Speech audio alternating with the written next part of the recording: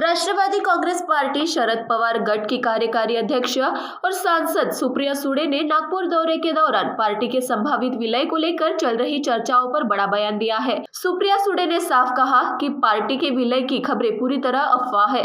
उन्होंने कहा कि ऐसी चर्चाओं की जानकारी उन्हें भी मीडिया के माध्यम से ही मिली है। सुळे ने स्पष्ट किया कि पार्टी अध्यक्ष शरद पवार या पार्टी के किसी वरिष्ठ नेता को किसी भी तरह के विलय प्रस्ताव की जानकारी नहीं है। उन्होंने कहा कि फिलहाल पार्टी के विलय को लेकर कोई चर्चा या प्रक्रिया नहीं चल रही। मुझे कुछ आश्चर्य नहीं लग रहा है। एक सशक्त लोकतंत्र में हर एक को बोलने का अधिकार है और जिस तरह से एनसीपी तोड़ी गई, पहले शिवसेना तोड़ी, उसके बाद एनसीपी तोड़ी गई, वही मॉडल आज तृणमूल कांग्रेस का हो रहा है। ये बहुत दुख की बात है। आप क्या बोलना चाहेंगे नाना पटोले को, जिस तरह से उन्होंने इस बयान को दिया है कि प्रस्ताव आया था? नहीं, मैंने नाना पटोले जी का स्टेटमेंट पढ़ा ना सुना, तो मैं कैसे बोल सकती हूँ इसके ऊपर। लक्ष्मण हाके यांनी आरोप केलेला आहे की पवार कुटुंबाने महाराष्ट्रातल्या शेतकऱ्यांना देश उधळीला लावलं. रोहित पवारांच्या उपोषणाच्या पार्श्वभूमीवर ते बोलले. एक तर मी खूप विनम्रपणे म्हणते की 12 वर्ष तर आम्ही सत्तेत नाही, एक त्याच्यामुळे 70 वर्षात सगळं जे वाईट आमच्यावर आरोप प्रत्यारोप काँग्रेसवर आणि आमच्यावर होत असतात. आता कसं आहे, नवीन सून लग्न होऊन येते ना, तेव्हा सगळं सासूच्या चुका असू शकतात, पण लग्नाला 10-15 वर्ष झाली ना, मग सासूला किती वर्ष नावं ठेवणार. सुनेनी काहीतरी जबाबदारी घेतली पाहिजे ना. वय पण वाढतं, अनुभव पण वाढतो, जबाबदाऱ्या पण वाढतात, तरी हरकत नाही. पण शेवटी जे कोणी बोलतं पवार कुटुंबाच्या विरोधात, असं आहे, पवारांच्यावर टीका केली की हेडलाईन होते. तू इतना तो हक बनताय ना त्यांना नावं ठेवायचं. हेडलाईनही होते, बातमीही होते. आणि एका सशक्त लोकशाहीमध्ये जसं मला बोलण्याची ताकद आहे, तशी मला ऐकण्याची ताकद आहे.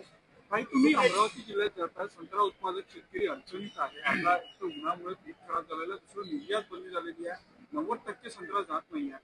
काय मागणी असणार? मी खरं तर एक 15 दिवसापूर्वी देशाच्या कृषी मंत्र्यांची मी भेटी घेतली होती. आमचा कांद्याचा प्रश्न आपल्या संपूर्ण राज्यात आहे. सगळेच शेतकरी, म्हणजे मध्ये तुम्ही बघितलं असेल, माननीय देवेंद्रजी दिल्लीला गेले होते, तेव्हा त्यांनी मीटिंग घेतली होती कोऑपरेटिव्ह मिनिस्ट्रीची. त्याच्यात साखर व्यवसाय असेल, शेतकऱ्यांचे प्रश्न असतील, त्यांची ती कर्जमाफी असेल, त्या सगळ्या बाबतीत सविस्तर चर्चा झाली, असं त्यांच्याही प्रेस कॉन्फरन्समध्ये ऐकण्यात आणि वाचण्यात आलं. पण त्यानंतर केंद्र सरकार आणि महाराष्ट्र सरकारच्या कुठल्याही शेतकऱ्यांच्या धोरणामध्ये फार काही सुधारणा किंवा एक चांगला बदल किंवा गोड बातमी ही आलेली दिसत नाही. कर्जमाफी सरसकट व्हावी ही आमची मागणी आहे. कारण का खरंच प्रचंड अडचणीत आज हा बळीराजा आलेला आहे. आणि बळीराजा तर अडचणीत आहे, पण जगातल्या आर्थिक संकटामुळे देशही संकटात आले. म्हणून मी पुन्हा तेच सांगते की गेले अनेक महिने आम्ही अतिशय प्रांजळपणे, अतिशय विनम्रपणे भारताच्या माननीय प्रधानमंत्र्यांना विनंती करतोय, आर्थिक परिस्थितीसाठी ऑल पार्टी मीटिंग बोलवा. देशात राजकारण होत राहील, पण आर्थिक कंबरट ज्या पद्धतीने मोडतंय आज, ह्याच्यातून आपल्याला परत उभं राहायला प्रचंड कष्ट आणि त्रास होऊ शकतात. देश प्रचंड अडचणीत आहे. हा विषय भारत सरकार आणि महाराष्ट्र सरकारने गांभीर्याने घ्यावा. सुप्रिया जी, आखिरी गट के फिर एक बार सांसद सिंधी गट में जाने की चर्चा चल रही है, क्या लगता है, कैसे देखते हैं इसको? अरे 1.5-2 साल हो गए हम चुन के आए, तब से ये चली. मैं तो कान पक गई सुन के. कुछ नया पूछिए, कुछ नया बताइए. नागपूरमध्ये तुम्ही आलेला उन्होंने कहा कि ये नई सरकार है, यहाँ पे त्याग पत्र नहीं होता है,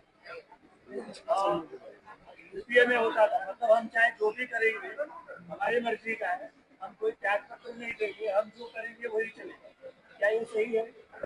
एक तो वो देश के बड़े वरिष्ठ नेता है, उन्होंने क्या कहा मैंने खुद नहीं पढ़ा है, लेकिन जरूर उसके बाद में मैं सब पता करके आपको उसका जरूर जवाब. नागपूरमध्ये तुम्ही आला आहात, व्याही तुमचे आमदार झालेले आहेत, काही भेट आहे जावयांची आणि त्यांच्याकडे काही चक्कर आहे? आणि आमचे व्याही मुंबईत आहेत आणि मी खरं तर अमरावतीला चालले, त्याच्यामुळे आज काही व्यायांची भेट होणार नाही. पण 2-3 दिवसांनी रोजच भेट होणार आहे, कारण का लग्नाला आता 3-4 दिवसच राहिले आणि आमच्याकडे कार्यक्रम 16 तारखेपासून सुरू होत आहेत आणि आजपासून बरोबर 1 आठवड्यानेच लग्न आहे. त्याच्यामुळे आमच्या घरात तरी दोन्हीकडे लग्न घाई आता हळूहळू सुरू झाली आहे. पण आज खरं तर अमरावतीला खूप महत्वाचा कार्यक्रम आहे. हर्षवर्धनजी हे आदरणीय पवार साहेबांचे फार निकटवर आणि त्यांच्या सुखदुःखात गेले 5 दशक एकत्र राहिलेले आमच्यासाठी पितृतुल्य असे आहेत. त्याच्यामुळे त्यांचा आशीर्वाद घेण्यासाठी आणि त्यांच्या 75ला मनापासून शुभेच्छा देण्यासाठी मी स्वतः आले. थँक्यू.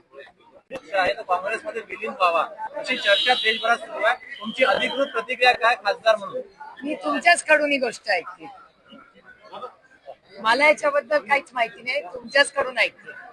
काल नाना पटोले म्हणले की राष्ट्रवादीकडनं काही महिन्यापूर्वी विलिनीकरणाचा प्रस्ताव काँग्रेसकडे केला होता. मला आदरणीय पवार साहेबांना आणि मला याची काहीच माहिती नाही. होऊ शकतं का असं काही होऊ शकतं का? जर कोणी पुढाकार केला होऊ शकतं का? याच्यामध्ये काही शक्यता आहे का?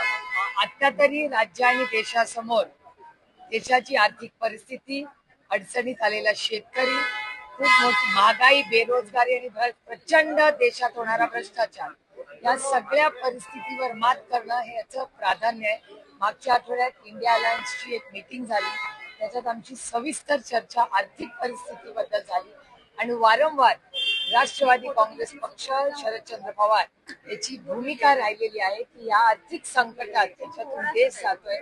माननीय प्रधानमंत्र्यांनी एक ऑल पार्टी मीटिंग ही बोलवावी आणि माननीय प्रधानमंत्र्यांच्या नेतृत्वाखाली देशाची आर्थिक परिस्थिती याच्याबद्दल सविस्तर चर्चा व्हावी अशी आमची गेल्या अनेक दिवसांची नाही, आठवड्यांची नाही, महिन्यांची विनम्र विनंती सातत्याने राहिली. तुमचे काही आमदार भाजपच्या प्रदेशाध्यक्षांना भेटले, काल उत्तम जानकर मुख्यमंत्र्यांना येऊन भेटले. काय अस्वस्थता आहे का आमदारांमध्ये, कशामुळे भेटले? ही सोलापूरच्या इलेक्शनची आहे.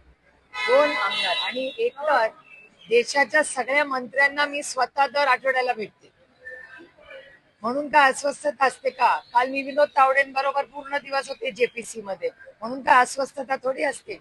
ते त्यांच्या कामासाठी आले, मी माझ्या कामासाठी. आम्ही जेपीसी मध्ये एकत्र होतो, शेजारी बसलो होतो, ट्विटी झाला फोटो, तुम्ही जर फॉलो करत असाल आम्हाला दोघांना तर. त्यामुळे कुठल्याही राजकीय पक्षांमधले लोक विरोधात असू दे किंवा विपक्ष असू दे, हे अनेक वेळा कामांसाठी एकामेकाला भेटत असतात. एकामेकाला भेटलो म्हणून ते आमच्याकडे येत आहेत, आम्ही त्यांच्याकडे जातो. चर्चेच्या मागे कोण असावं, कारण की सातत्याने शरद पवार पक्ष विलीनीकरण होणार आहे,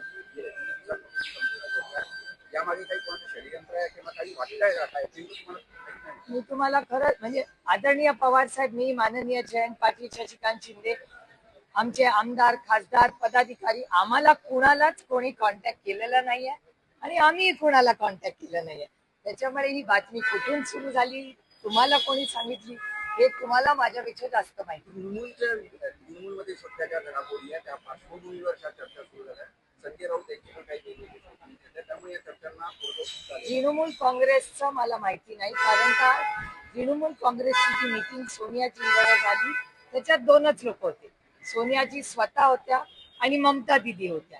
त्या दोघी माध्यमांशी बोलल्यात का नाही मला माहिती नाही, पण माझ्या वाचनात काही आलेलं नाही, ना वर्तमानपत्रात ना चॅनल, ना त्या दोघी माझ्याशी बोलल्यात ना मी त्यांच्याशी बोलले. त्याच्यामुळे त्या दोघींच्या बोलण्यामध्ये काय झालं हे त्याच दोघींना पद्धतीने सगळ्या तृणमूलच्या बाबतीत पक्षाचा तो पक्ष पूर्णपणे संपत चाललेला दिसतो आणि या सगळ्या पार्श्वभूमीवर या सगळ्या चर्चा सुरू झाल्या आणि त्यामुळेच आपल्या पक्षाच्या सुद्धा या चर्चा सुरू झाल्या. काही लोक संपर्कात असल्या या सगळ्या चर्चा सुरू झाल्या. कोण कुणाच्या संपर्कात आहे मला माहिती नाही. आदरणीय पवार साहेबांकडे कुठलाही प्रस्ताव आलेला नाही ना आदरणीय पवार साहेबांनी कोणाला प्रस्ताव दिला. बाकी तुम्हाला काही वेगळी माहिती असेल तर ती जरूर मला सांगा. तुम्हाला असं वाटतं की या स्थितीमध्ये विलिनीकरण एक वेगळा पर्याय असू शकतो? मी तुम्हाला खरं सांगू, आज देशाची आर्थिक, राजकीय आणि सामाजिक परिस्थिती इतक्या अडचणीत आहे की आता राजकारण करायची वेळ नाही, आता देश वाचवायची वेळ आलेली आहे. महागाई, बेरोजगारी आणि प्रचंड भ्रष्टाचार, नीटच्या परीक्षेचा आता आम्ही एकामेकात तुतुमेमे करत बसायचं का नीटच्या परीक्षेमधल्या मुलांचं भविष्य बघायचं? आपापसात तुतुमेमे कोणी राजकीय पक्षांनी करायचे, विरोधक आणि सत्ताधाऱ्यांनी. आज महागाई, बेरोजगारीमध्ये अडचणीत आलेल्या प्रत्येक शेतकरी असेल, नागरिक असेल, त्याला आधार द्यायचा. आम्हालाही काही जबाबदाऱ्या आहेत की नाही. लोकांनी विश्वासाच्या नात्याने धोरणात्मक निर्णय घेण्यासाठी आम्हाला आलेलं आहे आणि घर फोडा, पक्ष फोडा असले उद्योग आम्ही केलेले नाहीत आणि कधी करणारही नाही. आणि आता तृणमूलचं जे मॉडेल आहे ते शिवसेना आणि राष्ट्रवादीपेक्षा काही वेगळं नाही. पहिलं शिवसेनेवर हल्ला झाला, मग राष्ट्रवादीवर झाला, आणि आता तो हल्ला तृणमूलवर होतोय. काही रोहित पवार उपोषणाला बसलेले आहेत. तुम्ही जाणार आहात का? काय तुमची या सगळ्या बाबतीत पक्षाची भूमिका आहे? मी पहिल्यापासून रोहितला विनंती करत होते की असं उपोषण तू करू नको, कारण शेवटी आपली ही मोठी लढाई आहे. अतिशय असंवेदनशील हे सरकार आहे, त्याच्यामुळे त्यांच्याशी लढायला आपली ताकद ही आपण ठेवलीच पाहिजे. पण त्याची आस्था, त्याचं प्रेम शेतकऱ्यांवरचं, म्हणून त्यांनी ठरवलं होतं की तो हे करणार. काल रात्रीही मी त्याच्याशी बोलले. काल दिवसभर तो ताकदीने लढत होता, पण आज सकाळी मी जेव्हा आढावा घेतला, 24 तास झाले, त्यांनी काही अन्न आणि प्रचंड उन्हाळा आहे, पण शेतकऱ्यांना न्याय मिळवण्यासाठी एक मोठा लढा आज रोहित उभा करतोय, ह्याचा मला सार्थ अभिमान आहे. आणि हे सरकार किती असंवेदनशील, गरीब, कष्ट करणारे, जो शोषित आहे, वंचित आहे, पीडित आहे, त्याच्याबद्दल आहे. याचं आणखीन एक उदाहरण म्हणजे ही कर्जमाफी आहे. खासदार संजय राऊत यांनी काल जे वक्तव्य केलं की शरद पवार गटाने काँग्रेसमध्ये विलीन करायला पाहिजे. आमचा त्यांना गट तुम्ही- नाही, आमचा पक्ष आहे. तुमच्या राष्ट्रवादी शरदचंद्र पवार पक्षाने काँग्रेसमध्ये विलीन करायला पाहिजे असं संजय राऊत काल म्हणले. संजय राऊतांना काय म्हणाल? संजय राऊत हे माझे मोठ्या भावासारखे, आणि प्रत्येक मोठ्या भावाला मार्गदर्शन, सूचना करायचा अधिकार असतो. त्याच्यामुळे त्यांना अधिकार आहे आम्हाला सूचना करायची. कई हिंदी में जानना चाहेंगे मर्जिंग को लेके जो बयानबाजी हो रही है, कल नाना मनोहर ने भी कहा कि इस तरीके का प्रस्ताव पहले आया था, इसमें चर्चाएं हो रही है। नहीं, हमें कुछ पता नहीं, ना आदरणीय पवार साहब को पूछना कुछ पता है, न मुझे, न शशिकांत शिंदे जी, न जयंत पाटिल जी. हमारे पार्टी में न किसी ने प्रस्ताव दिया है, न हमें किसी ने प्रस्ताव दिया, न हमने दिया है, न उन्होंने दिया है. भारतीय जहाजों पर जो हमला हुआ है, 3 लोग मारे गए, ट्रम्प का बयान है कोई इल्जाम नहीं है। बहुत दुख की घटना है, बड़ी मतलब बहुत दुख की बात है जिस तरह से ये हल्ला हुआ है. हमारे 3 भारतीय हमने गंवाए. हमारी अपेक्षा थी कि भारत सरकार इसका जवाब ये देना ही चाहिए. हमारे 3 बच्चे गए, इस मिट्टी के वो बच्चे हैं, भारतीय है, और उसके मान सम्मान में भारत ने एक स्ट्रॉन्ग लाइन लेनी ही चाहिए. और हमारी अपेक्षा है कि भारत सरकार इस पे चर्चा करे, और अगर भारत सरकार फॉरेन पॉलिसी में कुछ न कर पाए तो विपक्ष पूरी ताकत से उस फैमिली के साथ है. और हम ये नहीं लड़ पाए सरकार, तो हम तो पूरी तरह से उनकी तरफ से भारतीय हर बच्चे के लिए, हर भारतीय के लिए लड़ी. ममता बनर्जी पर एफआईआर के निर्देश दिए हैं। Bureau report Mahanews 7.